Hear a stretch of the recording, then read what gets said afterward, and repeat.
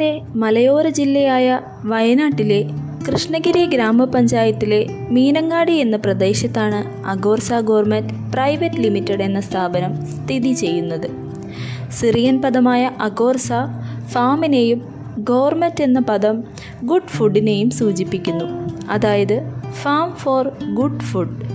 പേരിലെ ഈ വ്യത്യസ്തത വിദേശ രാജ്യങ്ങളെ ലക്ഷ്യമിട്ടുകൊണ്ടാണെന്ന് യൂണിറ്റ് സ്ഥാപകൻ എബിൻ കുര്യാക്കോസ് അവകാശപ്പെടുന്നു.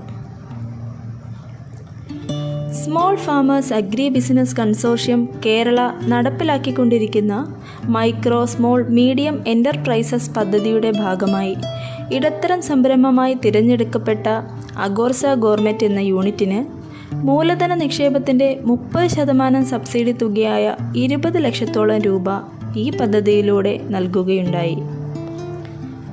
ഇഞ്ചി ചുരണ്ടിയും വെളുത്തുള്ളിയുടെ തൊലി കളഞ്ഞും സമയം പാഴാക്കാതെ വീട്ടമ്മമാർക്ക് എളുപ്പത്തിൽ ഉപയോഗിക്കാൻ സാധിക്കുന്ന ഇഞ്ചി, വെളുത്തുള്ളി, തക്കാളി പേസ്റ്റുകളാണ് ഈ സംസ്കരണ യൂണിറ്റിൽ നിന്നും ബ്രാഹ്മിൺസ് എന്ന ബ്രാൻഡ് നെയിമിൽ വിപണിയിലെത്തുന്നത്.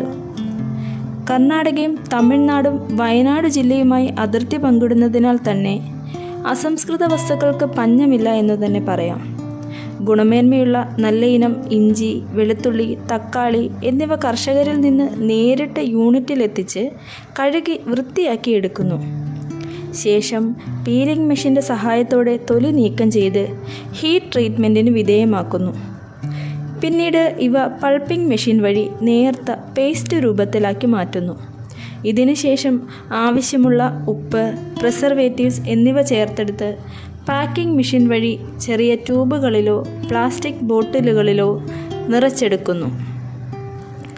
ബൾക്ക് പാക്കിങ്ങും ഇവിടെ ലഭ്യമാണ്. പാക്കിങ്ങിലെ ഈ വ്യത്യസ്തത വിദേശിയെയും സ്വദേശിയെയും ഒരുപോലെ തങ്ങളുടെ ഉൽപ്പന്നം വാങ്ങിക്കുവാൻ പ്രേരിപ്പിക്കുന്നു എന്നതിന് ഉത്തമ ഉദാഹരണമാണ് അഗോർസ ഗോർമെറ്റ് എന്ന സ്ഥാപനം.